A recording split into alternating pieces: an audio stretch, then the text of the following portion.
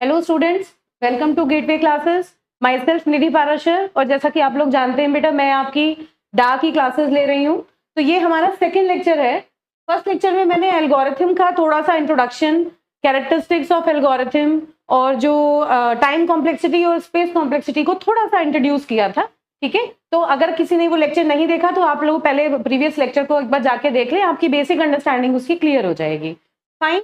तो लास्ट जब मैंने वो लेक्चर एंड किया था तो मैंने फंक्शंस के बारे में आपसे बात की थी कि फंक्शंस की जो ग्रोथ होती है वो किसी भी टाइम कॉम्प्लेक्सिटी या स्पेस कॉम्प्लेक्सिटी को रिप्रेजेंट करने के लिए हम इनपुट साइज जो नंबर ऑफ एलिमेंट्स जिनके ऊपर हम काम कर रहे हैं उसके ऊपर वो दोनों फंक्शंस डिपेंड करते हैं। ठीक है, तो हमने ऑर्डर ऑफ फंक्शंस डिसाइड किया था कि अगर हमारे पास मल्टीपल फंक्शंस हैं तो उन मल्टीपल फंक्शंस में से हम कैसे डिसाइड कर सकते हैं कि कौन से फंक्शन की जो ग्रोथ है वो एज कंपेयर टू इनपुट ज्यादा होगी, मतलब जिसकी ग्रोथ का जो स्पीड है वो ज्यादा रहेगा। तो वहीं से मैं अपना नेक्स्ट लेक्चर आज का कंटिन्यू कर रही हूँ।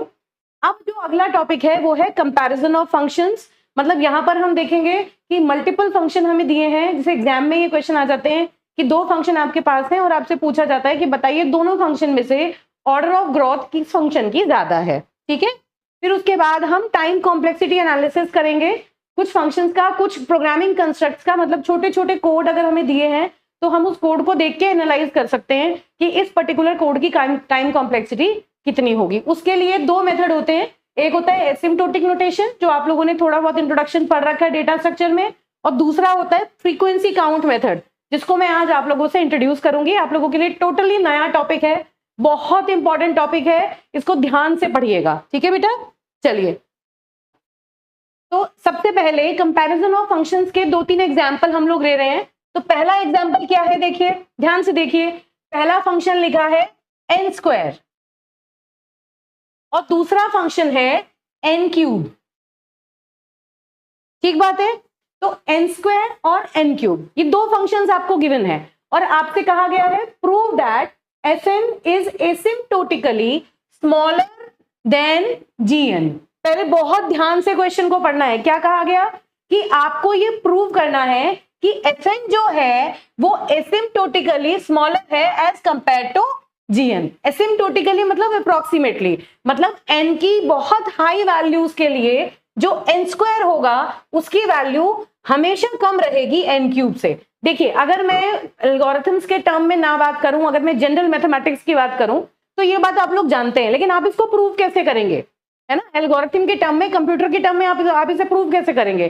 तो उसके लिए अभी तो सिंपल फंक्शंस आपको यहाँ नजर आ रहे हैं। मान लीजिए फंक्शंस की कॉम्प्लेक्सिटी इंक्रीज हो गई या आपको देख के समझ में ना आए कोई भी चीज की किस फंक्शन की ऑर्डर की जो ग्रोथ है वो दूसरे फंक्शन से ज्यादा है, तो उस केस में आपको बेसिकली मेथड समझने हैं कि हम कौन से मेथड अप्लाई करके इजीली ये पता लगा सकते हैं कि कौन सा फंक्शन बड़ा फंक्शन है, कौन से फंक्शन की ग्रोथ ज्यादा होगी। ठीक है, तो अब इसके डिफरेंट डिफरेंट मेथड्स एक बार देख लेते हैं।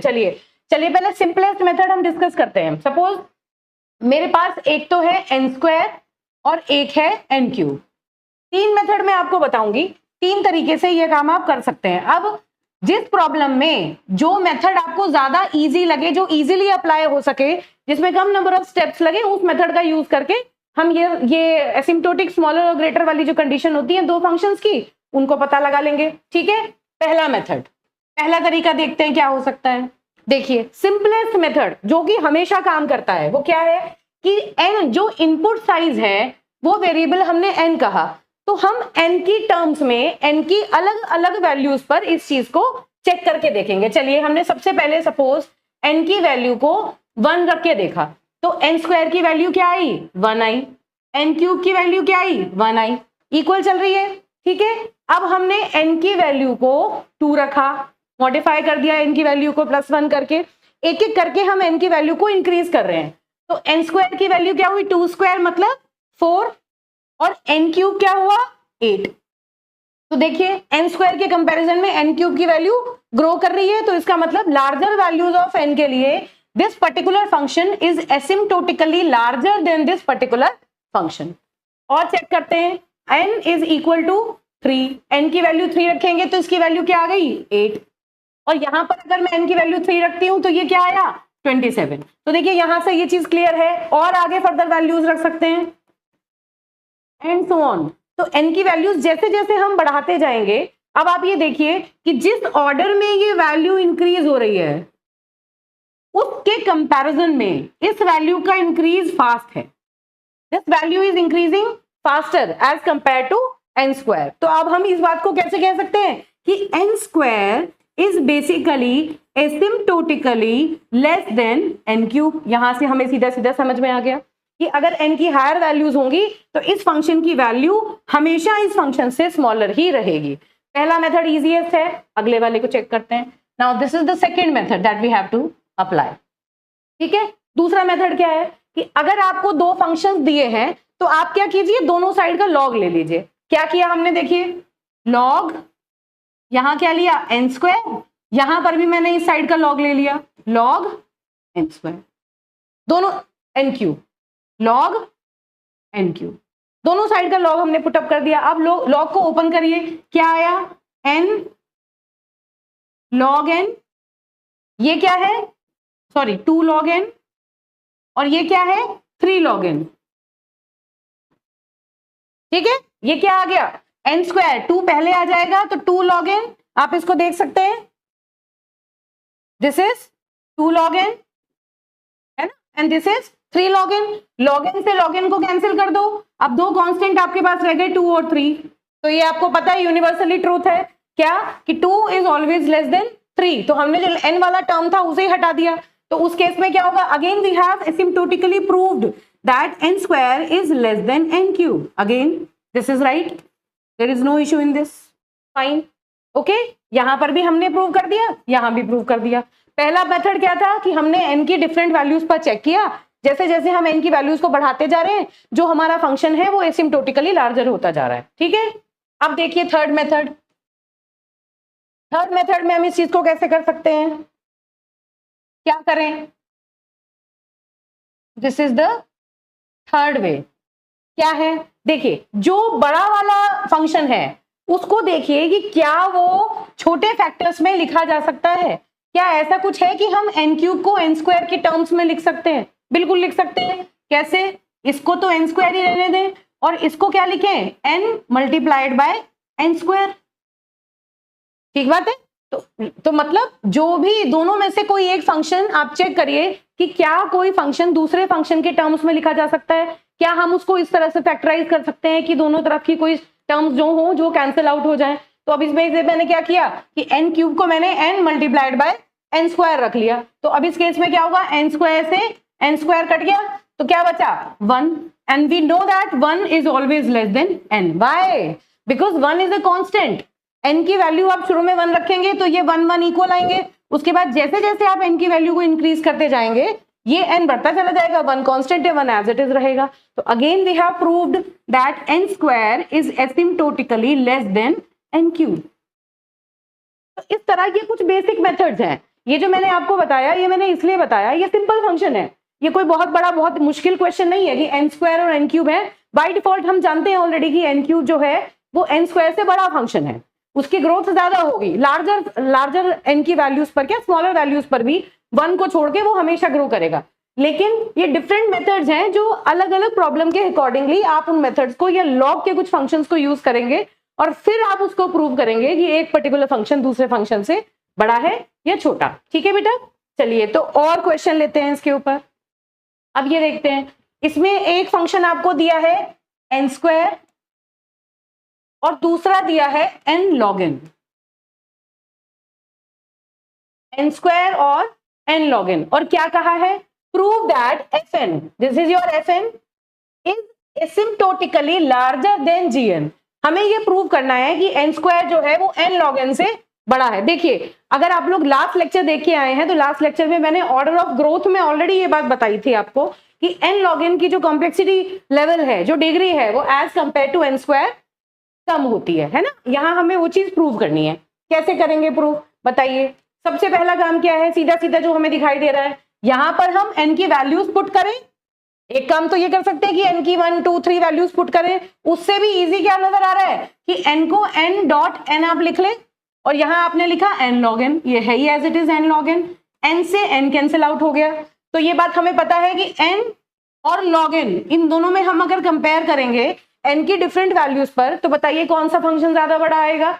n is always greater than log n, हम जानते हैं ये बात, ठीक बात है। प्रीवियस वीडियो में अगर आप जाके देखेंगे लेक्चर 1 की, तो वहां ये चीज मैंने 2 की वैल्यूज पर प्रूव भी की है कि हम जब n की हायर वैल्यूज एक एक करके बढ़ाते जाएंगे तो n की जो वैल्यू आएगी वो हमेशा log n से ज्यादा होगी, है ना। चेक करके देख सकते हैं। सपोज मैं n की वैल्यू 1 रखूं तो log n की वैल्यू क्या आएगी बताइए?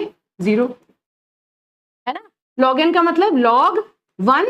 देखिए अगर log में कोई बेस नहीं दिया तो बाय डिफॉल्ट आप उसे 2 मान के चलेंगे, तो log 1 इज इक्वल टू 0। अब मैं n की वैल्यू अगर 2 रखूं तो उस केस में log 2 बेस 2 क्या आएगा? 1। तो देखिए n की वैल्यू हमेशा log n से ज्यादा आ रही है।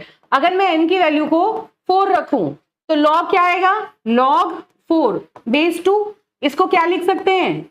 log base 2 2 square, that means 2 log 2 base 2, and this is 1, so that happens to be 2 again. So the value of log n is again less than n. This is how you can inductively prove. तो exam में अगर इस तरह का कोई question आता है तो आप उसको बाय डिफॉल्ट समझ के नहीं छोड़ सकते, as we know that n is greater than log n. This is not a right way to write this. You have to prove it using some particular values of n. या फिर आप पहले function को simplify करिए और फिर उसके बाद प्रूव करके दिखा दीजिए, ठीक है। तो this is how you need to check all these parameters to prove it, that's it, fine. अब अगला क्वेश्चन लेते हैं, चलिए। Now this is the next one. क्या लिखा है? n raise to the power log n, और दूसरा फंक्शन है n अंडर रूट n। देखिए अब ये फंक्शन देखने में इतना इजी नहीं लग रहा जिसको देख के हम पहले प्रिडिक्ट कर ले कि क्या छोटा है क्या बड़ा है, कैसे करें इसको, अप्रोच कैसे करें। तो देखिए मुझे जो समझ में आ रहा है वो ये है कि यहाँ पर log n है, n की पावर log n है, यहाँ भी n की पावर अंडर रूट n है। अगर मैं दोनों तरफ का log ले लूं तो मुझे log n एक कॉमन टर्म मिलेगा जिसको हम कट आउट कर सकते हैं, है ना। तो बस इसी चीज के हिसाब से चलते हैं, चलिए दोनों साइड का log लेते हैं। सबसे पहले मैंने क्या किया? log n raise to the power log n, और इधर का भी मैंने log लिया, क्या लिया? log n raise to the power under root n, है ना, अंडर रूट n। चलिए ओपन करिए इसको, तो क्या लिखेंगे? log n, ये log आगे आ जाएगा, log n अगेन, दोनों के बीच में मल्टीप्लीकेशन का साइन है, ठीक है। और यहां पर क्या है? Under root n, this is under root n log n। अब इस log n से ये log n कैंसिल आउट हो गया, क्या आया? इस तरफ तो आ गया आपका log n और इस तरफ आ गया अंडर रूट n। अगेन फिर मैं दोबारा वही बात कहूंगी कि जब मैंने ऑर्डर ऑफ ग्रोथ पढ़ाना स्टार्ट किया तो मैंने ये सिंपल ऑर्डर वाले सारे फंक्शन इसीलिए सबसे पहले लिखे थे। तो वहां भी देखिएगा चेक करके आप कि log n की जो कॉम्प्लेक्सिटी का ग्रोथ है वो हमेशा हमेशा अंडर रूट n के कंपैरिजन में क्या होता है। अब देखिए आपको क्या प्रूव करना है? प्रूव दैट Fn मतलब n raise to the power log n मतलब log n यहां पर is asymptotically smaller than under root n। हमें ये प्रूव करना है कि log n की जो वैल्यू आती है वो अंडर रूट n के कंपैरिजन में बहुत छोटी आती है। जब n की हम वैल्यू बढ़ाते जाते हैं तो log n की वैल्यू इसके कंपैरिजन में छोटी आती है। चलिए एक बार ट्राई करके देखते हैं इसको। हालांकि ये काम हम पहली वाली वीडियो में कर चुके हैं, फिर भी n की वैल्यूज पर हम इसे चेक करके देखेंगे, है ना। n की हायर वैल्यूज पर चेक करके देखते हैं। सपोज मैंने n की value 2 raise to the power 4 रखी पहली बार, तो ये वाला फंक्शन क्या आया? fn की वैल्यू क्या आई? log, बताइए क्या रखूं? 2 raise to the power 4 base 2, है ना। क्या वैल्यू आई इसकी? 4। ये fn है और ये है आपका gn। इधर हम fn की बात कर रहे हैं और इधर हम gn की बात कर रहे हैं, ठीक है बेटा। gn की वैल्यू क्या है? Under root n। Under root n का मतलब 2 रेज़ टू द पावर 4 मतलब 16, तो क्या वैल्यू आई? 4। यहां तो दोनों बराबर ही है, यहां तक तो कोई प्रॉब्लम नहीं है। चलिए अब n raise to the power 2 raise to the power, suppose मैंने रखा यहां पर क्या रखें? 2 रेज़ टू द पावर 8। इस वैल्यू पर चेक करिए क्या आया? ये log, ये वाला function 2 raise to the power 8 मतलब इसकी वैल्यू क्या आई? 8, क्योंकि इसकी वैल्यू जो है वो तो 1 है। ठीक बात है ना।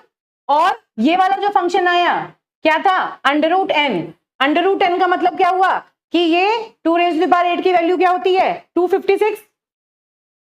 2 रेज़ टू द पावर 8 की वैल्यू क्या होती है 256। कैसे, 2 2 जा 4 2 जा 8 2 जा 16 2 जा 32 64 128 256, राइट। तो 2 रेज़ टू द पावर 8 है 256। 256 का जब अंडर रूट लेते हैं तो क्या आएगा 16। तो जो सेकंड वैल्यू है वो तो आई आपकी 16 और यहां पर n raise to the power 2 raise to the power 8 में इसकी वैल्यू आई 8। देखो इंक्रीज होने लगी वैल्यू, है ना। तो अंडर रूट n, जैसे जैसे आप n की वैल्यू को इंक्रीज कर रहे हैं, पहली बार में आपने n की value 2 raise to the power 4 रखी तो यहां पर इसकी वैल्यू भी 4 आई, है ना। और 16 है तो 16 का अंडर रूट भी 4 आया, दोनों वैल्यू सेम आई। अब अगली बार जब आपने n की वैल्यू 2 की पावर में हायर ऑर्डर में चलाई तो यहां पर 2 रेज़ टू द पावर 8 का मतलब क्या वैल्यू आई 8 और 2 रेज़ टू द पावर 8 क्या होता है 256। 256 का अंडर रूट लेते हैं तो आता है 16। तो यहां पर देखिए ये वैल्यू इसके कंपैरिजन में कई गुना ज्यादा है, मतलब मल्टीपल है, इसके 2 टाइम्स है। तो मतलब कई गुना का मेरा मतलब है कि ये धीरे धीरे जैसे जैसे हम 2 के पावर्स बढ़ाएंगे ये धीरे धीरे इंक्रीज होगी और ये बहुत फास्ट ग्रो करने लगेगी, है ना बेटा। तो इसलिए यहां से ये सीधा सीधा पता चलता है कि जो log n की वैल्यू है that is asymptotically smaller than under root n। तो इस तरह से एग्जाम में आपको यहां पर क्वेश्चन मिलेंगे जिसमें फंक्शंस दिए होंगे और फंक्शंस को आपको प्रूव करना होगा कि कौन सा फंक्शन एसिम्प्टोटिकली लार्जर है या स्मॉलर है, ये वाला काम आपको करना है। चलिए फिर अब एक और फंक्शन लेते हैं, ठीक है। अब नेक्स्ट क्वेश्चन देखते हैं।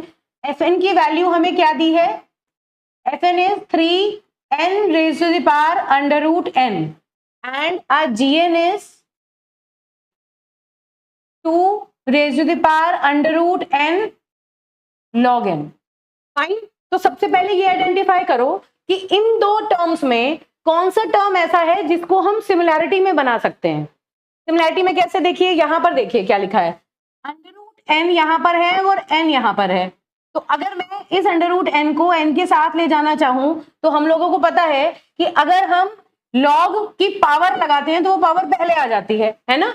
जैसे मैंने कहा अगर log n की पावर अगर मैंने a लगाई तो इसको हम क्या कहते हैं a log n, इसे ऐसे लिख सकते हैं। तो एग्जैक्टली ये क्या लिखा हुआ है under root n log n। तो इस चीज को हम कैसे लिख सकते हैं बताओ, 2 raise to the power log और यहां पर n raise to the power under root n, ऐसे भी लिखी जा सकती है ये चीज, बताइए, है ना। तो ये अंडर रूट n को मैंने n की पावर में लगा दिया। अब देखिए ये दो टर्म मुझे यहां सिमिलर नजर आ रहे हैं तो मुझे ऐसा कुछ करना है कि ये दोनों टर्म इस तरह से आ जाए कि हम इन दोनों में कंपेयर कर पाए।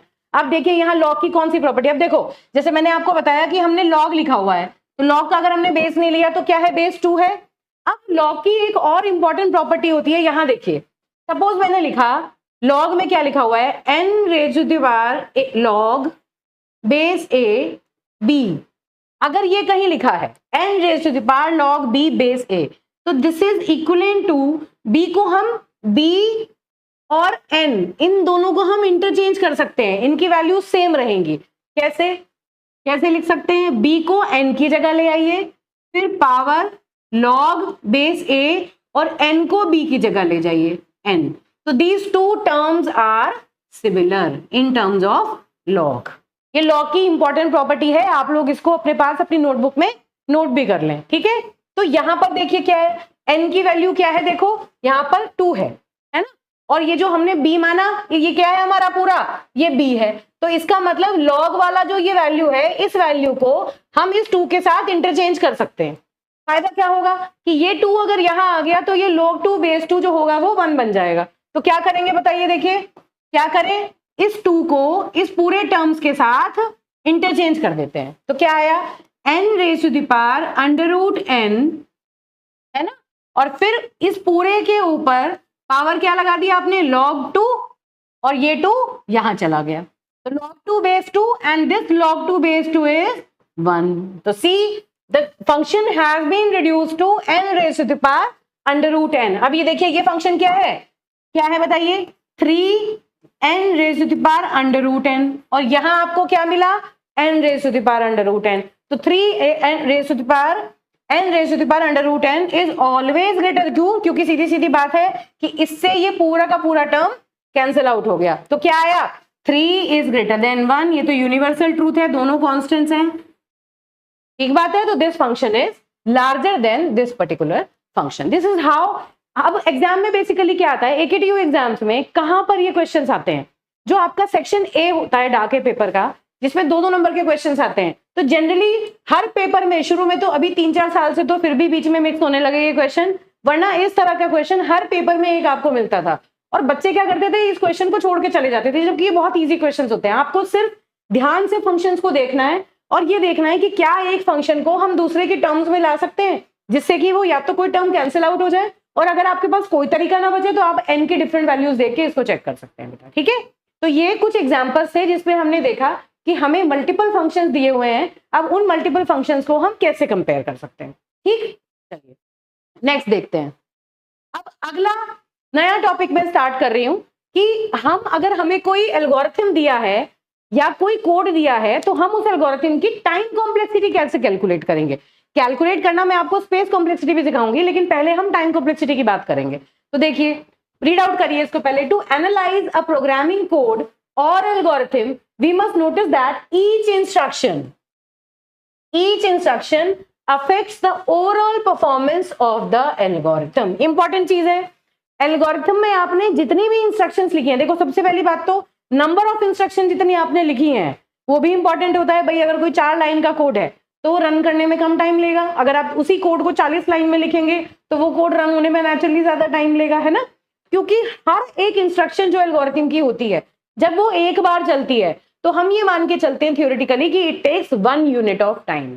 मैं रिपीट कर रही हूं इस बात को कि जब भी कोई एक इंस्ट्रक्शन एग्जीक्यूट होती है विदाउट रिपीटिशन, तो it takes 1 unit of time, ये हम मान के चलते हैं, ठीक है। तो जितने भी इंस्ट्रक्शंस आपके एल्गोरिथम में हैं, अगर वो सारी एक एक बार चली तो जितनी नंबर ऑफ इंस्ट्रक्शन उतनी बार आपका जो कोड है वो उतनी बार एक एक यूनिट ऑफ टाइम के लिए रन होता जाएगा। तो उन सारी चीजों को हम ऐड कर देंगे। कैसे, देखिए। तो इसका क्या मतलब हुआ कि ओवरऑल परफॉर्मेंस पे नंबर ऑफ इंस्ट्रक्शंस का फर्क पड़ेगा।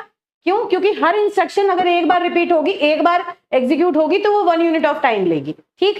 देखिए एग्जांपल, अब सपोज मैंने यहां लिखा है तो स्टार्ट एल्गोरिथम हुआ, पहली इंस्ट्रक्शन कितना टाइम लेगी, 1 यूनिट ऑफ टाइम। ये कितना टाइम लेगी, 1 यूनिट ऑफ टाइम। ये कितना टाइम लेगी, 1 यूनिट ऑफ टाइम। ये भी 1 यूनिट ऑफ टाइम। तो टोटल यूनिट ऑफ टाइम कितने हो गए, 4, है ना।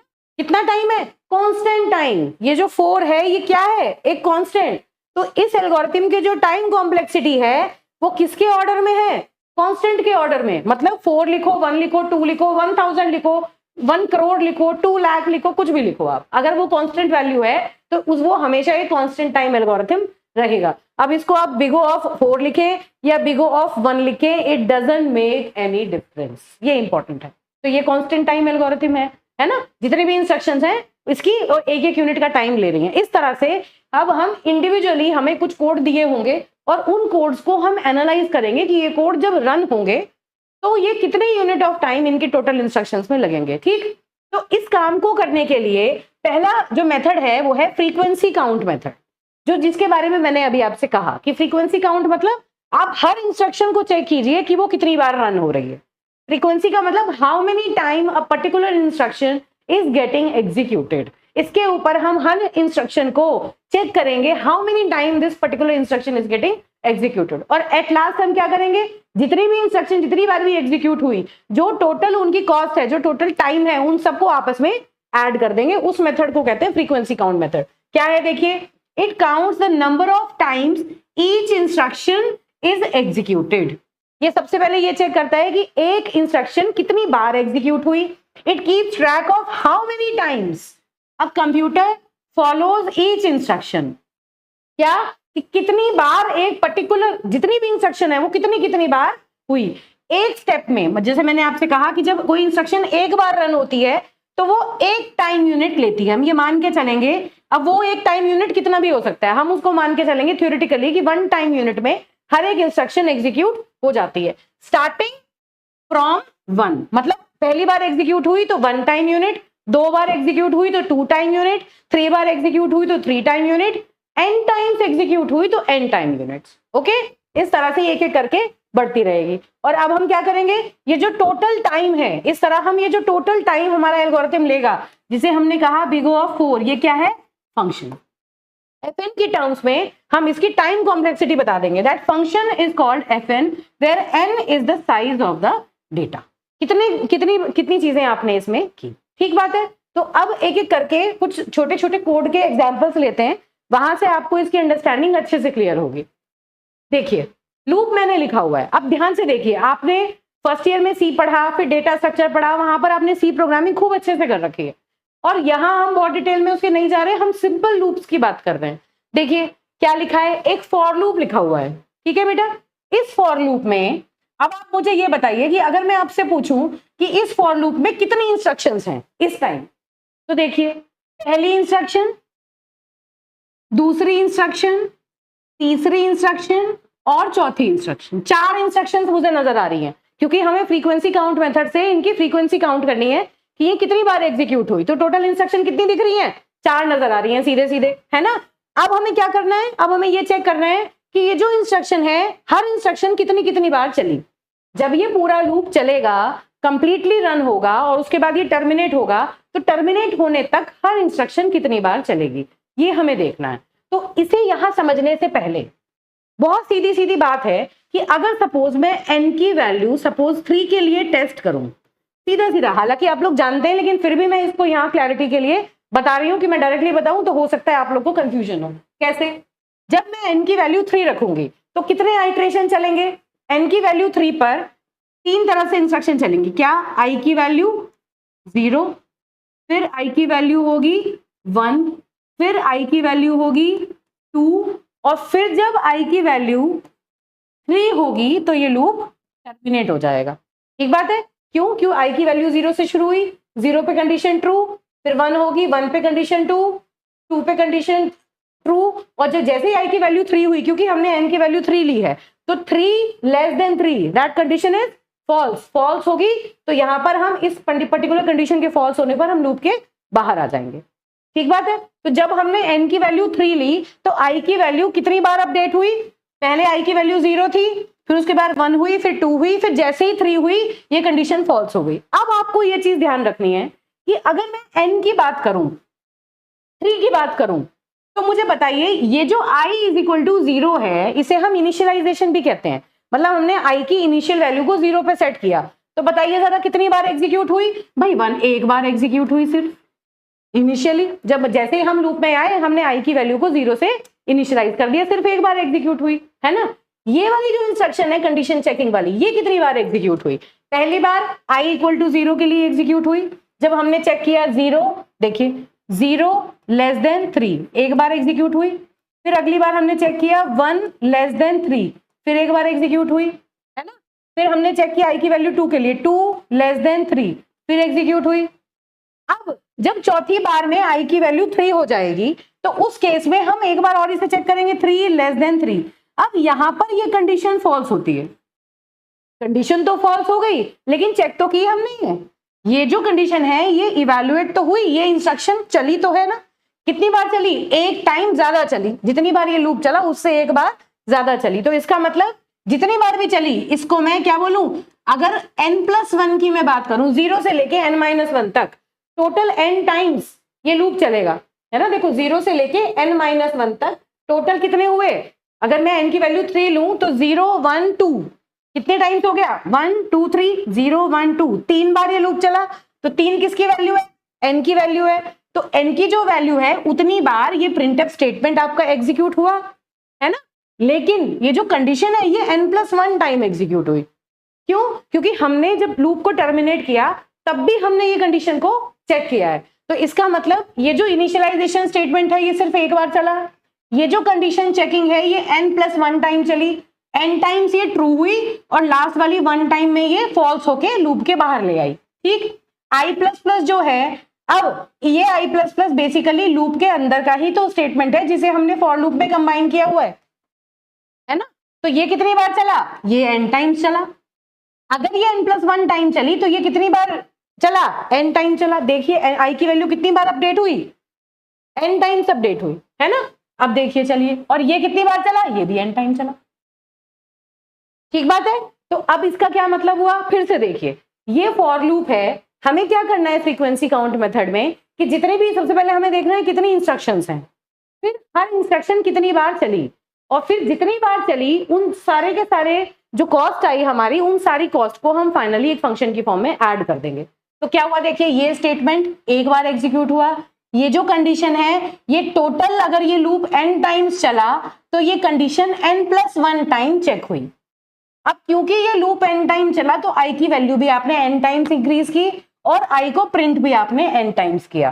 तो अब जितनी भी ये टर्म्स हैं, इन सारी टर्म्स को अगर मैं टोटल कॉम्प्लेक्सिटीज को ऐड करूं तो fn की वैल्यू क्या आएगी, देखिए 1 plus n+1 plus n plus n, इस तरह से सिंपली आप सीधे सीधे समझिए। बस 4 स्टेटमेंट है, 1 2 3 4, चारों की जो कॉस्ट है उन चारों को मैंने यहां पर ऐड कर दिया। क्या लिखा, क्या आया बताइए, 1 2 3, 3n+2, fn इज 3n+2। तो अब ये 3n, ये बात हम पहले कर चुके हैं कि जब भी हम टाइम कॉम्प्लेक्सिटी या स्पेस कॉम्प्लेक्सिटी बताएंगे उसमें हम एसिम्प्टोटिक एनालिसिस करते हैं, मतलब हम एग्जैक्ट वैल्यू की बजाय अप्रोक्सीमेट वैल्यूज बताते हैं, और वो अप्रोक्सीमेटेड वैल्यू कहां से आती है, n की पावर से आती है। तो बताइए जरा, इसको क्या हम क्या लिख सकते हैं, fn is equal to order of n, सीधा सीधा। भाई साफ समझ में आ रहा है, fn is order of n, क्यों, क्योंकि ये कांस्टेंट है कोएफिशिएंट और ये भी एक कांस्टेंट है। तो fn की वैल्यू डायरेक्टली किसके ऊपर डिपेंड करती है, n के ऊपर। तो इसकी जो टाइम कॉम्प्लेक्सिटी है वो किसकी टर्म में आएगी, n। कैसा कोड, कैसा है, लीनियर एल्गोरिथम। अगर ये कोड हम किसी एल्गोरिथम में डालते हैं तो वो एल्गोरिथम कैसा बनेगा, लीनियर टाइम एल्गोरिथम। ठीक है, ये लास्ट लेक्चर में भी मैंने बताया है। ओके बेटा, चलिए अब एग्जैक्टली इसी चीज को यहाँ पे रन करते हैं। एक चीज आपको ध्यान रखनी है, जैसे मैंने पहले वाले में आपको एग्जैक्ट वैल्यूज बताई कि ये एक बार चला, ये n+1 टाइम चला, ये n बार चला, ये भी n बार चला। आपको जब भी किसी भी एल्गोरिथम को एनालाइज करना है तो आपको ये टेंशन बिल्कुल नहीं लेनी कि आपने n लिख दिया, n+1 लिख दिया, n-1 लिख दिया। क्या हमारे एल्गोरिथम के टर्म में जहां हम एसिम्प्टोटिक एनालिसिस की बात करते हैं वहां पर n+1 और n-1, 2n+3 कुछ भी हम लिखें, ये सारे के सारे हैं क्या, ये सारे ऑर्डर ऑफ n है। तो it doesn't make any difference. तो आपको इतना ज्यादा परेशान होकर एक एक टाइम इंस्ट्रक्शन को काउंट करने की जरूरत नहीं है। आपको बस ये देखना है कि वो n की पावर में चल रही है, वो 2 की पावर में चल रही है, n की क्यूब में चल रही है, क्वाड्रेटिक में चल रही है, उसकी जो डिग्री है उसका आपको ध्यान रखना है। ठीक है, तो अब अगला वाला क्वेश्चन देखते हैं। इस वाले में देखिए, इसमें और इसमें क्या डिफरेंस नजर आ रहा है, बस एक डिफरेंस है, यहां पर हम i को प्लस प्लस कर रहे थे और यहां हम i is equal to i+2 कर रहे हैं, है ना। कुछ नहीं है, बस i को यहां पर +1 से इंक्रीमेंट हो रहा था, यहां +2 से इंक्रीमेंट होगा। बिल्कुल एग्जैक्टली रफली जैसे अभी हमने किया था हम वैसे ही कर सकते हैं। ये सिर्फ एक बार चलेगी, इनिशियलाइज होगा। जितनी बार भी ये लूप चला, मैं रफली मान के चल रही हूँ कि मान लो n टाइम्स लूप चला, क्योंकि मैंने n की एक वेरिएबल वैल्यू यहाँ ले रखी है। तो अगेन जितनी बार भी ये लूप चला, सपोज n, तो ये जो इंस्ट्रक्शन है ये n+1 टाइम चली, ये वाली, है ना, और ये इंस्ट्रक्शन इससे एक कम चली हमेशा की तरह, ये भी n टाइम चली और ये भी n टाइम चला। तो इसका मतलब इसकी भी कॉम्प्लेक्सिटी क्या आएगी बेटा, fn is equal to order of n। ये भी एग्जैक्टली उसी तरह की कॉम्प्लेक्सिटी प्रोड्यूस करेगा। अब आपको क्या ध्यान रखना है, सीधा सीधा, कि जहां भी आपको ये सिंगल फॉर लूप दिख जाए, सीधी सीधी बात है, सिंगल फॉर लूप दिख गया, एक i की वैल्यू को आपने इनिशियलाइज किया हुआ है, यहां आप किसी एक पर्टिकुलर n की वैल्यू तक चला रहे हैं, आप i में +1 कर लें, +2 कर लें, +3 कर लें, +10 कर लें, +100 कर लें, कुछ भी करें, यहां पर आप i की वैल्यू को इंक्रीमेंट कर रहे हैं, तो उससे कोई फर्क नहीं पड़ता। आपको कोई फर्दर एनालाइज करने की जरूरत नहीं है। आप बिल्कुल इसी तरह से चेक कीजिए कि पहला स्टेटमेंट एक बार चलेगा, नेचुरली कंडीशन जितनी बार लूप चलेगा उससे एक टाइम ज्यादा चलेगी, और ये जो लास्ट वाला स्टेटमेंट है अपडेशन स्टेटमेंट, ये भी उतनी बार चलेगा जितनी बार लूप चलेगा। तो इन केसेस में हमेशा सिंगल फॉर लूप की जो कॉम्प्लेक्सिटी होती है वो हमेशा ऑर्डर ऑफ n ही आती है। ये आपको बेटा याद रखना है, इसको ध्यान से नोट करना है। ठीक है, चलिए और एग्जाम्पल लेते हैं। अब देखिए, ये नेक्स्ट केस है जो मैंने अभी आपसे कहा कि आपको एग्जाम में अगर यहाँ पर कोई भी टर्म दिख रहा है, यहाँ i+20 दिख रहा है, you not need to worry, सीधी सीधी बात है, i में कुछ प्लस कर रहे हैं ना, बस ये ध्यान रखना है, i में कुछ ऐड हो रहा है, सीधा लिखो fn is equal to order of n, कोई सोचने की जरूरत नहीं है। एग्जाम में आए तो वही आपको लिखना है कि ये एक बार चलेगा, ये n+1 बार चलेगा, ये n बार चलेगा और ये भी n बार चलेगा, सबको ऐड कर देंगे तो ऑर्डर ऑफ n ही कॉम्प्लेक्सिटी आएगी। Okay, I hope this is being clear to you people. Then अब ये देखिए यहां पर क्या आ रहा है, यहां पर ये जो लूप था ये i की इंक्रीजिंग वैल्यूज पर चल रहा था, अभी तक जो हमने बात की उसमें लूप हमेशा i की इंक्रीजिंग वैल्यूज पे है। अब यहाँ देखो i की डिक्रीजिंग वैल्यू के लिए हम लूप को चला रहे हैं, क्या फर्क पड़ता है, यहाँ भी हमने इनिशियलाइज किया है ना, n से इनिशियलाइज किया तो 1 तक रिड्यूस होते होते ये लूप n+1 टाइम ही चलेगा, n टाइम तो सक्सेसफुली चलेगा और फिर एक बार ये कंडीशन चेक करने के लिए चलेगा, again it will run, this will run n times and this again will run n time, तो again the complexity of this particular function is also order of n. This is important कि क्या कि for loop आपने use किया, चाहे आप i की values को बढ़ाते जा रहे हैं या आप i की वैल्यूज को n से इनिशियलाइज करके घटाते जा रहे हैं, दोनों के केस में जो कॉम्प्लेक्सिटी है वो ऑर्डर ऑफ n ही रहेगी। क्यों? क्योंकि आपको अप्रोक्सीमेशन देखना है, आपको बिल्कुल एक एक इंस्ट्रक्शन को काउंट नहीं करना, क्योंकि हमें पता है कि n+1 n+2 2n+3 100n all are equal to order of n। Okay बेटा, चलिए अब यहां पर देखिए बिल्कुल सादा सादा नजर आता है। यहां पर हमने क्या किया था, i माइनस माइनस का मतलब क्या होता है, i माइनस माइनस का मतलब है i is equal to i-1, है ना, बस उसी चीज को यहाँ क्या लिखा है, i is equal to i-10, तो क्या होगा, इसकी भी complexity fn is equal to order of n ही होगी, इसमें भी कोई अलग बात नहीं है। तो क्या रूल बना, सीधी सीधी बात। अब ये क्या है, ये अगर कोई छोटा सा कोई क्वेश्चन पूछ ले आपसे, छोटा सा कोई लूप का प्रोग्राम दिखा दे या कुछ भी, तो आपको बहुत सोचने की जरूरत नहीं है, आप कोड को देखते ही एकदम बता सकते हैं कि वो किस टाइप का एल्गोरिथम है, उसकी कॉम्प्लेक्सिटी कितनी है। ठीक है, अब आई की वैल्यूज इंक्रीमेंट, हम प्लस और माइनस ऑपरेशंस की बात कर रहे हैं, अपडेट करने में अभी सिर्फ या तो प्लस हो रहा है या माइनस हो रहा है। ठीक है, इन दोनों के केस में कोई फर्क नहीं पड़ेगा, हमेशा ऑर्डर ऑफ n ही चलेगा। अब देखिए इस वाले में, इसमें क्या है ये ध्यान देने की जरूरत है। i की वैल्यू 1 से इनिशियलाइज हुआ, एक बार चली, फिर i लेस देन n हमें पता है कि ये कितनी बार चलेगी। अब देखते हैं ये कंडीशन कितनी बार चली, क्यों, क्योंकि हम यहां पर क्या कर रहे हैं, i की वैल्यू को मल्टीप्लाई कर रहे हैं। मल्टीप्लाई करने का मतलब क्या हुआ कि i की वैल्यू +1 +2 नहीं हो रही है, मल्टीपल्स में बढ़ रही है, और मल्टीप्लाई भी किससे कर रहे हैं, 2 से कर रहे हैं। तो इसका मतलब पहली बार में i की वैल्यू क्या है, अब यहाँ देखिए कैसे रन हो रहा है, पहली बार में i की वैल्यू क्या है 1, दूसरी बार में i की वैल्यू क्या हो गई 2 रेज़ टू द पावर 1 मतलब 2, फिर 2 इंटू 2 i की वैल्यू हो गई 2 स्क्वायर। देखिए पहली बार में i 1 है, अगली बार में 1 इंटू 2, फिर 2 इंटू 2 2 स्क्वायर, फिर 3 बार 2 मल्टीप्लाई हो जाएगा तो फिर 2 क्यूब एंड सो ऑन, ऐसे चलती रहेगी i की वैल्यू। तो ये कब टर्मिनेट होगा, ये जो वैल्यू है ये कब टर्मिनेट होगी, तो उस चीज को दिखाने के लिए मान लो मैंने ये कहा कि हम ये पहले ही मान के चल रहे हैं कि कुछ k नंबर ऑफ टाइम्स ये एग्जीक्यूट होने के बाद इस पर्टिकुलर वैल्यू को अगर मैं k number of times execute करूं तो लास्ट में वैल्यू क्या आएगी, आएगी 2 raise to the power k।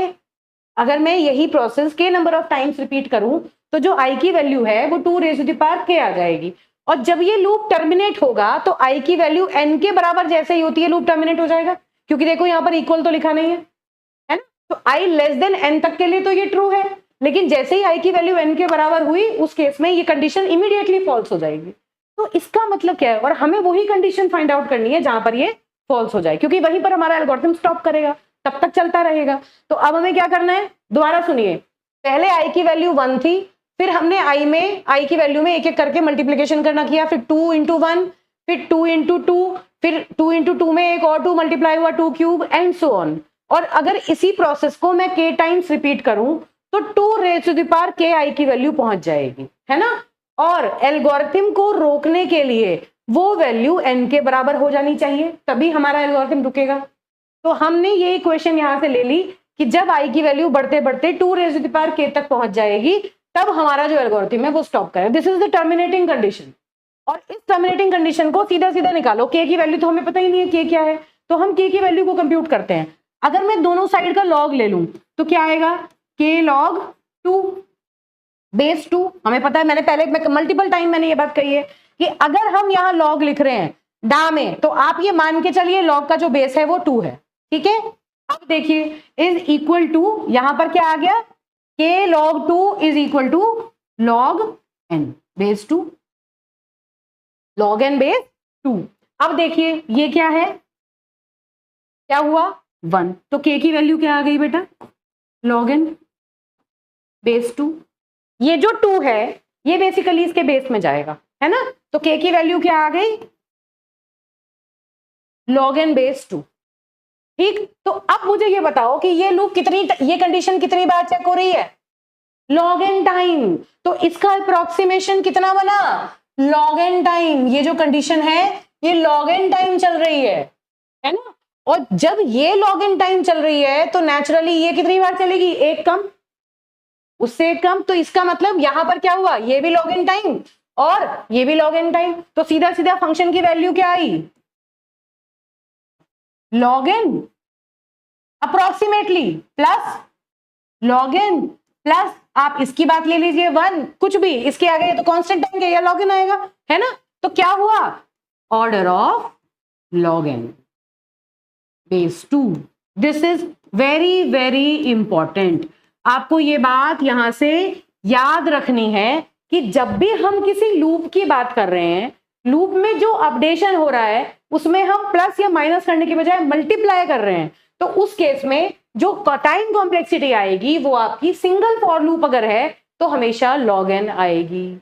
जब आप 2-3 क्वेश्चन ऐसे प्रैक्टिस कर लेंगे तो आपको इस चीज की बिल्कुल फिट क्लैरिटी बन जाएगी। अब देखिए बेटा एक और जनरल बात, क्या कि अब जैसे हमने यहां कहा था कि आप i+1 i+2 i+10 i+20 कुछ भी कर लीजिए, हमेशा ऑर्डर ऑफ n रहेगी। यहां पर माइनस कुछ भी कर लीजिए, चाहे कोई भी वैल्यू i में से माइनस कर लीजिए, ऑर्डर ऑफ n ही रहेगी। यहां पर क्या है, कुछ भी मल्टीप्लाई कर लो ऑर्डर ऑफ log n रहेगा, बस बेस में फर्क पड़ेगा। कैसे, देखो कैसे, सपोज मैंने यहां पर i को i मल्टीप्लाइड बाय 2 किया, तो कॉम्प्लेक्सिटी मेरी क्या आई, log बेस 2 n, ठीक है। अगर मैं इस वैल्यू को चेंज कर दूं, 2 के बजाय i को 3 से मल्टीप्लाई करूं, 4 से मल्टीप्लाई करूं, 5 से मल्टीप्लाई करूं, तो जिस भी चीज से मल्टीप्लाई करेंगे ना वो बेस में आ जाएगा। बस इतना आपको याद रखना है। अगर मैं i इक्वल टू 3 करती हूं तो log बेस 3 बनेगा, it will be log n। अगर मैं करूं i is equal to i into 3, तो what will be the complexity, this will be log n base 3। अगर मैं यहाँ 20 से मल्टीप्लाई करूं तो 20 बेस आ जाएगा, बस इतना ध्यान रखना है। और बेस कुछ भी आता रहे, हमें फिलहाल क्या ध्यान रखना है कि हमेशा वो log n की टर्म्स में कॉम्प्लेक्सिटी चलेगी। और इस तरह के जो एल्गोरिथम्स हैं उनकी ग्रोथ लॉगरिथमिक ग्रोथ होती है। लास्ट लेक्चर में, लेक्चर 1 में मैंने डिस्कस किया था कितने तरह के एल्गोरिथम्स होते हैं, तो वहां से हम ये सीधा सीधा पता कर लेंगे, ठीक है बेटा। चलिए अब आगे देखिए। अब देखिए ये अगला एग्जाम्पल है जिसमें देखो यहां पर i की वैल्यू को n से इनिशियलाइज किया और फिर अगेन कंडीशन चेक की हुई है, फिर i is equal to i divided by 2। यहां एक दूसरा एग्जांपल है जहां हम i की वैल्यू को मल्टीप्लाई करने के बजाय क्या कर रहे हैं, डिवाइड कर रहे हैं। अब इस केस में देखो क्या होगा, i की वैल्यू को कहां से इनिशियलाइज किया हुआ है, n से, तो पहली बार में i की वैल्यू क्या होगी, n/2, क्योंकि i is equal to i/2 लिखा है ना। जब हम दूसरी बार ये स्टेटमेंट चलाएंगे तो ये एक बार और डिवाइड होगी, तो n/2²। फर्स्ट टाइम में i की वैल्यू ये अपडेट होगी, सेकेंड टाइम में i की वैल्यू ये अपडेट हुई, थर्ड टाइम में i की वैल्यू क्या बनी, n/2³ है ना। तो ऐसे करते करते ही अगर मैं इस चीज को k टाइम्स रिपीट करूं तो ये वैल्यू क्या बन जाएगी, n/2⁴k। बहुत सीधी सीधी बात है भाई, n/2 n/2² 2³ अप टू, अगर मैं k टाइम्स इसको रिड्यूस करूं तो लास्ट kth टाइम पर इसकी जो i की वैल्यू होगी वो n/2⁴k होगी। और इस पर्टिकुलर फंक्शन में अगर मैं उसको रखूं तो मैं अप्रोक्सीमेटली उसको 1 के बराबर रख दूं। यहाँ इक्वल टू 1 लिखा है, less than greater than equal to 1, तो मैं आसपास उसके कहीं भी कोई वैल्यू अगर पुट करूं तो मैंने लिखा suppose n raise to the power divided by 2 raise to the power k, है ना। तो ये अप्रोक्सीमेटली अगर ये 1 हुई तो उस केस में फिर वही हो गया n is equal to 2 raise to the power k और k is equal to log n, फिर वही बात हो गई log बेस 2। तो इसका मतलब अगर हम किसी भी वैल्यू को, मतलब ये देखिए मैंने बिल्कुल रिड्यूस, मैंने 1 इसको नहीं रखा क्योंकि 1 रिड्यूस करते ही हम किसी भी सॉल्यूशन पे नहीं पहुंचेंगे, हमें अप्रोक्सीमेटेड आंसर लिया तो मैंने इसकी स्मॉलेस्ट वैल्यू जहां पर ये वैलिड चल रहा है उससे इसे इक्वल कर दिया, है ना। तो यहाँ पर क्या हुआ n raise to the power n equal upon 2 raise to the power k, मतलब ये सफिशिएंटली स्मॉल हो गया। जब i की वैल्यू बिल्कुल सफिशिएंटली स्मॉल है तब उस केस पॉजिटिव वैल्यू, तब उस केस में ये लूप टर्मिनेट अगर हम करें तो n equal to 2 raise to the power k बनेगा और k की वैल्यू log n आएगी। तो देखिए मल्टीप्लीकेशन में भी यही वैल्यू आई थी और जब हमने i की वैल्यू को डिवाइड किया तब भी यही वैल्यू आई। तो इसका मतलब क्या हुआ कि जब हम लूप में अपडेशन स्टेटमेंट लिखेंगे तो अपडेशन स्टेटमेंट में इंक्रीमेंट डिक्रीमेंट करने पर एक जैसा केस चलता है और मल्टीप्लाई और डिवाइड करने पर एक जैसा केस चलता है। ये बात आपको ध्यान रखनी है, ये इंपॉर्टेंट क्वेश्चन है, ये किसी बुक में आपको डायरेक्टली नहीं मिलेगा लेकिन एग्जाम में अगर पूछा जाए तो सीधा आपको देख के याद रहेगा। ठीक है बेटा, चलिए अब देखिए, अब यहाँ पर एक अलग क्या है बताइए, आप लोग देख के समझ जाएंगे कि यहाँ a एक एरे है, नंबर ऑफ एलिमेंट्स जिसमें स्मॉल n है। तो यहाँ ये बेसिकली एक कोड लिखा हुआ है, इस कोड में a नाम का एक एरे है जिसमें n नंबर ऑफ एलिमेंट्स हैं और हम उन n एलिमेंट्स का सम कैलकुलेट कर रहे हैं। ये बात आप लोग जानते हैं, ये फंक्शन है, सम नाम का एक फंक्शन है जिसमें एरे पास किया, नंबर ऑफ एलिमेंट्स पास किए और वो अब इस एरे के सारे एलिमेंट्स का सम जनरेट करके उस सम को रिटर्न करा रहा है। ठीक है, तो हमें क्या करना है, इस एल्गोरिथम को, इस फंक्शन को एनालाइज करना है, कितने यूनिट ऑफ टाइम लेगा। चलिए देखिए, ये फंक्शन एक बार कॉल हुआ 1 यूनिट ऑफ टाइम लेगा, एक बार चलेगा। ये यहां पर हम एक बार आए, है ना, जैसे ही कंट्रोल यहां आया इमीडिएटली हम कहाँ आए 1, it will take 1 unit of time. s equal to 0 एक सिंगल इंस्ट्रक्शन है, एक बार चलेगी। ये हमने पहले ही समझ लिया था कि जब भी कोई इंस्ट्रक्शन हम रन करते हैं it takes 1 unit of time, without repetition it will take 1 unit of time. अब देखिए, अब अभी आपने पहले देखा कि अब देखिए इस इंप्लीमेंटेशन में ये जो स्टेटमेंट है ये कितनी बार चलेगा, n+1 टाइम। अभी तो हमें पता चल गया था, क्यों, क्योंकि ये 1 टाइम चला, ये n+1 टाइम चला। देखिए भाई ये 1 टाइम चला था, ये n+1 टाइम चला था, है ना, ये n+1 टाइम चला और ये n टाइम चला, ये बात हमें पता है। तो मैंने इसको जनरलाइज करके क्या लिख दिया, n+1। क्यों, क्योंकि इन तीनों टर्म में मुझे सबसे ज्यादा कॉम्प्लेक्सिटी कौन सी नजर आई, n+1। चाहे मैं n+1 लिखूं, 2n+1 लिखूं, 2n+2 लिखूं, एक ही बात है, मैंने n+1 लिख दिया, इसलिए ऐसी कोई टेंशन की बात नहीं है। यहां अगर मैं 2n+2 लिखूं तो भी कोई फर्क नहीं पड़ेगा, अल्टीमेटली क्या है, n की पावर 1। ठीक है, तो मैंने लार्जेस्ट जो नंबर ऑफ कंप्यूटेशन थे वो मैंने इस स्टेटमेंट के आगे लिख लिए। अब क्योंकि ये n+1 टाइम चला तो ये जो अंदर वाला है ये हमेशा n टाइम चलेगा, ये हमें पता है क्योंकि इसके नंबर ऑफ टाइम एक टाइम ये कम चलता है। ये वाला स्टेटमेंट एक बार चलेगा। तो बताओ टोटल टाइम कॉम्प्लेक्सिटी कितनी हो गई, किसके टर्म में बताएंगे, fn के टर्म में बताएंगे। तो जितने भी कॉम्प्लेक्सिटीज आई उन सबको आप ऐड कर दीजिए, क्या है 1 + n+1 + n+1, 1 + n+1 + n+1 क्या आया 1 2, 2n + 3। बताइए n की डिग्री 1 है, n की पावर सिंगल पावर है, n raise to the power 1 है, तो कैसा एल्गोरिथम है, fn is order of n। अभी भी इसकी जो कॉम्प्लेक्सिटी है वो ऑर्डर ऑफ n ही है। ठीक है बेटा, इस तरह से हम कोई भी कोड हमें दिया जाता है तो उसे एनालाइज करते हैं। बस लूप देख लेते हैं सीधा सीधा, क्योंकि लूप ही ऐसे हैं जिसमें रिपीटिशन होता है, बाकी तो जो सीक्वेंशियल कोड है और कंट्रोल स्टेटमेंट है उसमें कभी रिपीटिशन होता ही नहीं। अगर आप किसी चीज में देखें, इफ एल्स की मैं बात करूं तो इफ एल्स में क्या होता है, अगर इफ चलेगा तो एल्स नहीं चलेगा, एल्स चलेगा तो इफ नहीं चलेगा, रिपीटिशन वहां कुछ नहीं होता है ना, तो वो हमेशा कांस्टेंट टाइम ही लेता है। चलिए अब यहां देखिए, अगला है ये, इसमें क्या कर रहे हैं देखिए ध्यान से। अब देखिए ये जो लास्ट वाला स्लाइड था इसी में हम अगर और एनालाइज करें, ये तो मैंने टाइम कॉम्प्लेक्सिटी आपको बता दी। अब मैं अगर आपसे कहूं कि आप इसकी स्पेस कॉम्प्लेक्सिटी भी निकालिए, बताइए इसकी स्पेस कॉम्प्लेक्सिटी कितनी होगी, इसकी स्पेस कॉम्प्लेक्सिटी कितनी होगी। तो स्पेस कॉम्प्लेक्सिटी होती क्या है, स्पेस कॉम्प्लेक्सिटी मतलब उस पर्टिकुलर कोड को रन करने के लिए हमने जितने भी वेरिएबल लिए वो सारे के सारे वेरिएबल एड अप होके उसकी स्पेस कॉम्प्लेक्सिटी बनाते हैं, है ना। बताओ इसकी स्पेस कॉम्प्लेक्सिटी कितनी है, 1 2 3, कितने वेरिएबल है? एक वेरिएबल आई, एक वेरिएबल, बस एक वेरिएबल है आई, तो इसकी स्पेस कॉम्प्लेक्सिटी कितनी है? कांस्टेंट।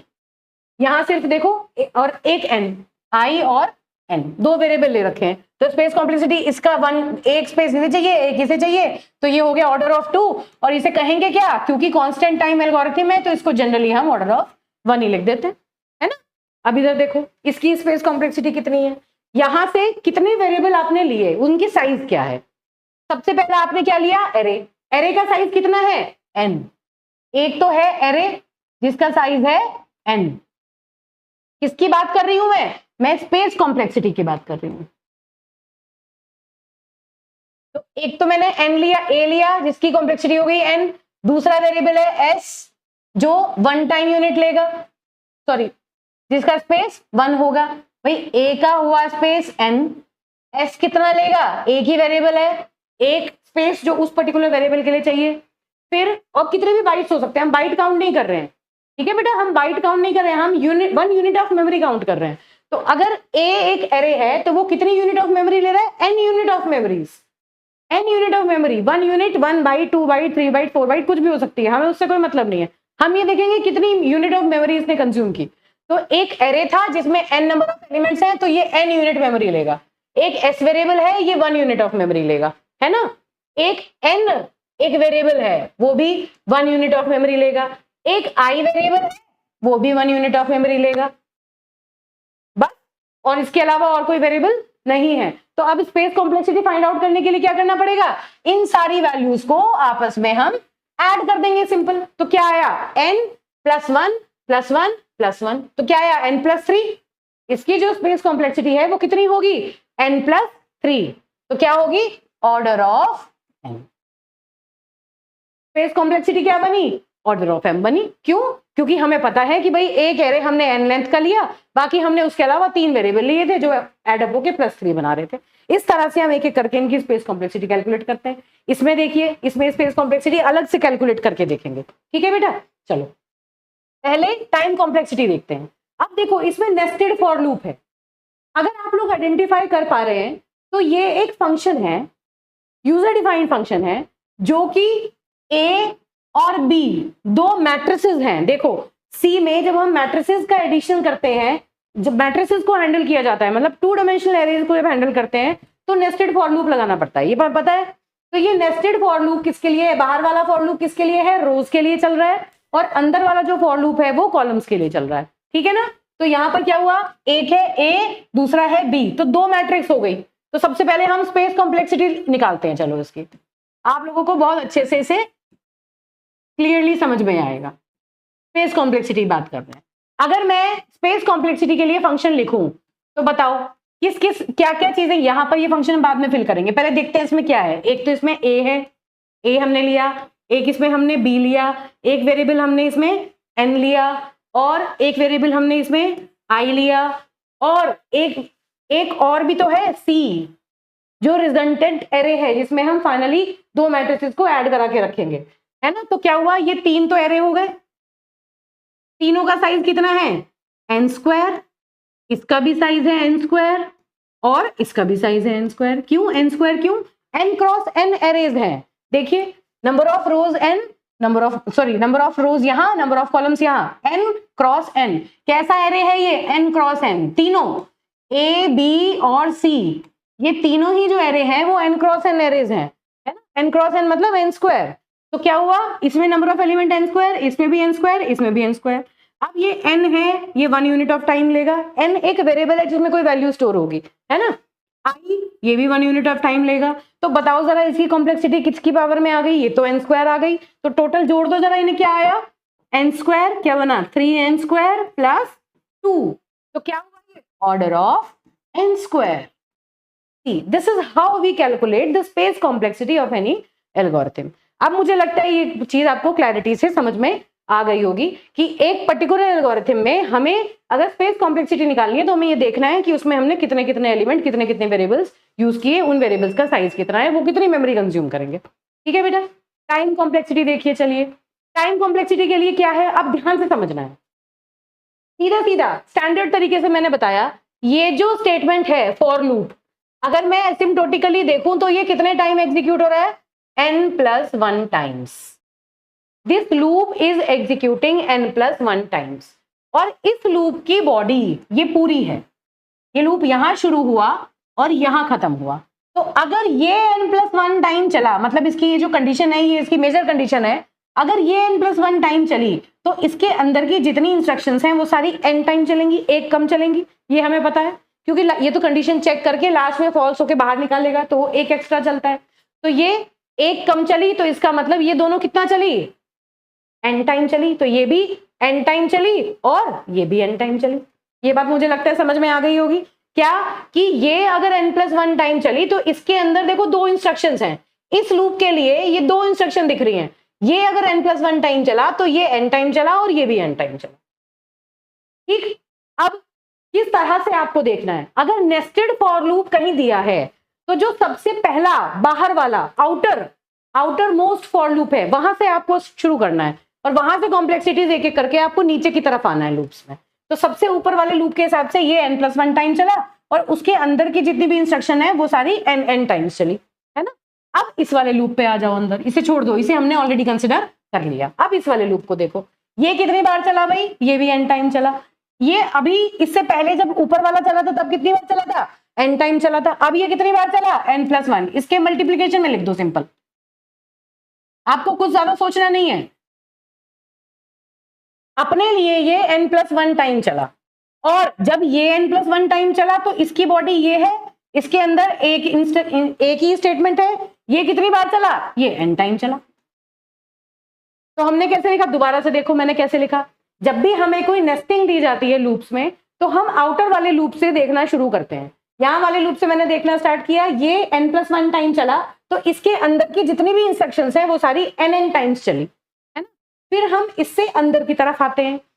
अब इस वाले फॉर लूप को देखा, अगर ये n+1 टाइम चला तो इस वाले n के साथ मैंने n+1 मल्टीप्लाई कर दिया साथ साथ, कि ये भाई इसके n+1 के लिए ये n टाइम चला, ये खुद भी तो n+1 टाइम चलेगा, तो दोनों मल्टीप्लाई हो जाएंगे, है ना। इसके n+1 टाइम चलने के लिए इसके अंदर वाली कितनी चली, n टाइम, तो इसलिए ये पहले n थी इसके लिए और इस वाले के लिए भी एक बार और इसे मैंने n से मल्टीप्लाई कर दिया। तो टोटल कॉम्प्लेक्सिटी कितनी बनी भाई बताओ, Fn इज इक्वल टू क्या बना, सबसे ऊपर वाला क्या है, n+1 पहला, प्लस ये क्या बना, n² प्लस n, भाई n इंटू n+1 क्या बना, n² प्लस n प्लस ये क्या बना, n²। टोटल सबको ऐड करो क्या आया, कितने n² है, 2n² प्लस n कितने हैं, 1 2 2n और प्लस 1 ये सिंगल 1। तो बताओ जरा इसकी कॉम्प्लेक्सिटी कितनी बैठी, Fn is equal to order of n²। Fn is equal to order of n², क्या बनी, Fn is equal to order of n²। तो ये एक स्टैंडर्ड चीज है जो आपको याद रखनी है कि अगर नेस्टेड फॉर लूप है और दोनों n+1 इसी टाइप के लूप है इंक्रीजिंग के, तो n इसके लिए ऑर्डर जो कॉम्प्लेक्सिटी का होगा that will be in the order of n²। ठीक है, हालांकि जब हम डा पढ़ेंगे तो हम बहुत सारे एल्गोरिथम्स पढ़ेंगे, उनको एनालाइज करेंगे, तो इस चीज की आपको खूब प्रैक्टिस हो जाएगी। ठीक है बेटा, चलो अब देखिए, अब ये एक एग्जांपल लेते हैं, इसमें हम क्या कर रहे हैं, इसमें हम 3 मैट्रिसेस की बात कर रहे हैं। ठीक बात है, चलो जो भी कोड दिया है ये, अब इसमें कुछ मत सोचो, बस हमें सीधा सीधा दिख रहा है कि ये A B और C 3 मैट्रिसेस हैं, सीधी सीधी बात हो गई। यहां पर क्या है, ये कितनी बार चला, n+1 टाइम चला। सीधा एनालाइज करो इसको, ये पूरे जो बाहर वाला लूप है उसकी पूरी बॉडी है, ये अगर n+1 टाइम चला तो ये कितनी बार चला, n टाइम चला, ये भी n टाइम चला, ये भी n टाइम चला और ये भी n टाइम चला। ठीक बात है भाई, बाहर वाला अगर n+1 टाइम चला तो इसके अंदर जितनी भी इंस्ट्रक्शंस हैं वो सारी n टाइम्स चल गई। अब ये वाला लूप हमने चला लिया, अब हम इस लूप की बात कर रहे हैं। अगर ये n+1 टाइम चला तो उसके लिए इसके सारी अंदर की इंस्ट्रक्शन n टाइम चली, है ना। इसे भी हमने रन कर लिया, यहां देख लिया। अब यहां पे आ जाओ, इस लूप पे आ जाओ, इस लूप की बात करो। अगर ये n+1 टाइम चला तो इसके लिए इसके अंदर वाला लूप n टाइम चला। बिल्कुल सीधी सीधी बिल्कुल क्लियर क्लैरिटी है ना। दोबारा देखो, बाहर वाला लूप n+1 टाइम चला तो अंदर की सारी इंस्ट्रक्शन n टाइम चली। फिर इस लूप के बाद उसके अंदर वाले लूप में आए, ये n+1 टाइम चला तो इसके करस्पॉन्डिंग ये भी सारी n टाइम चली। अब हम इस वाले अंदर वाले लूप में आए, ये n+1 टाइम चला तो इसके अंदर सिर्फ एक ही इंस्ट्रक्शन है, ये n टाइम चली।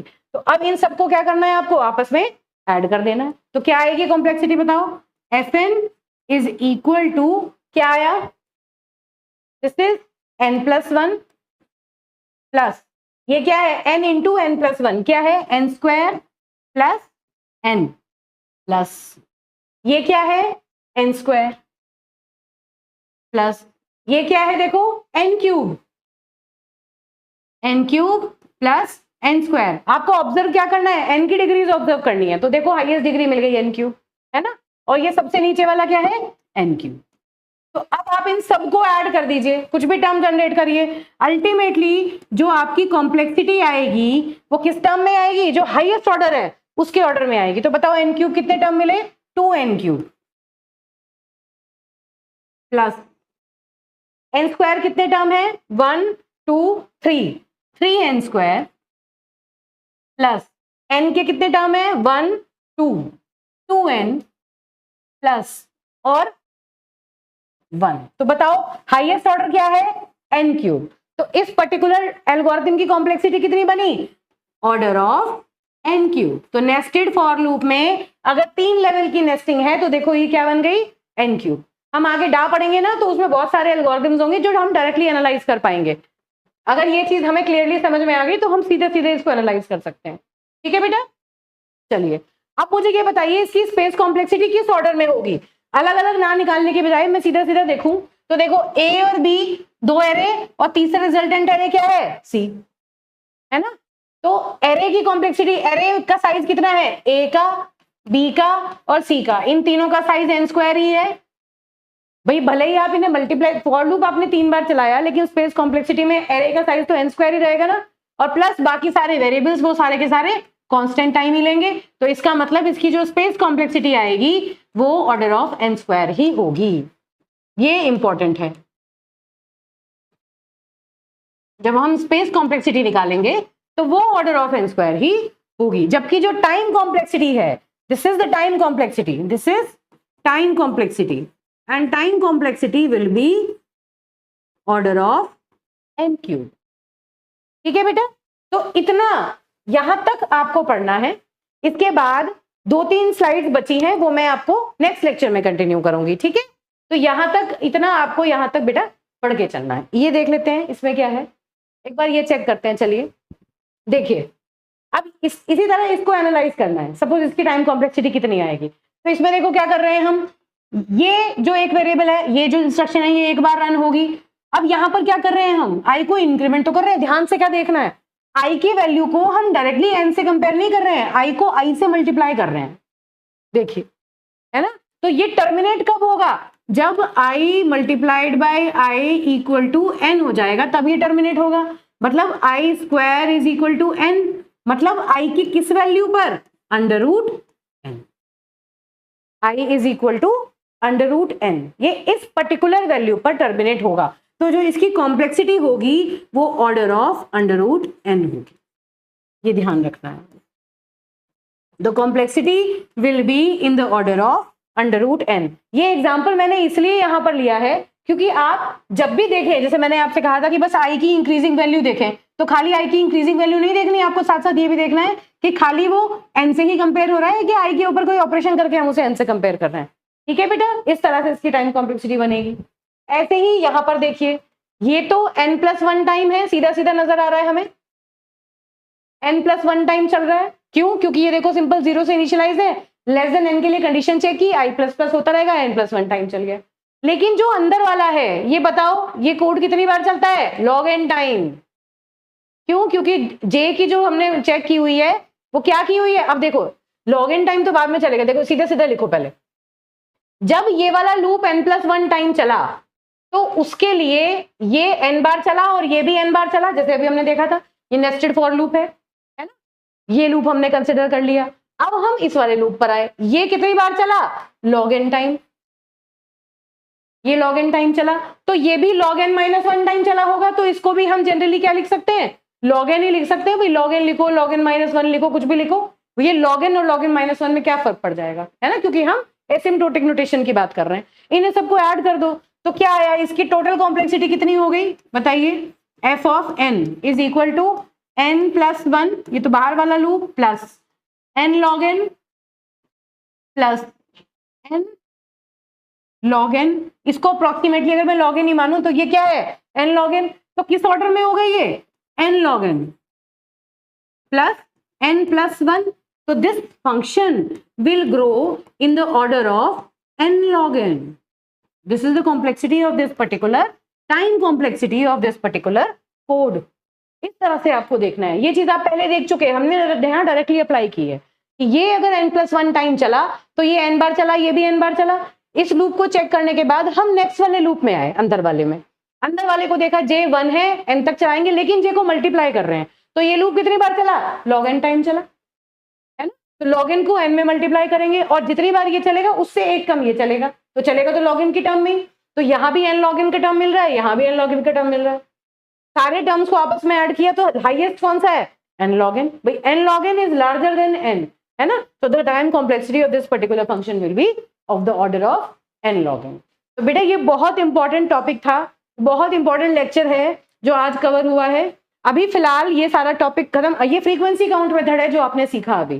किसी भी कोई कोड आपको दिया है, कोई एल्गोरिथम आपको दिया है, तो आप उसके नंबर ऑफ इंस्ट्रक्शंस को देखेंगे और कितनी बार वो इंस्ट्रक्शंस रिपीट हो रही है उसको एनालाइज करके आप उस पर्टिकुलर एल्गोरिथम की टाइम कॉम्प्लेक्सिटी और स्पेस कॉम्प्लेक्सिटी निकाल सकते हैं in the order of n। ठीक है, तो आज यहीं तक करते हैं, उसके बाद आगे इसके बाद में एसिम्प्टोटिक नोटेशंस के थ्रू आपको टाइम कॉम्प्लेक्सिटी की अंडरस्टैंडिंग थोड़ी सी डेवलप कराने की कोशिश करूंगी नेक्स्ट लेक्चर में। तब तक के लिए थैंक यू बेटा, पढ़ते रहिए।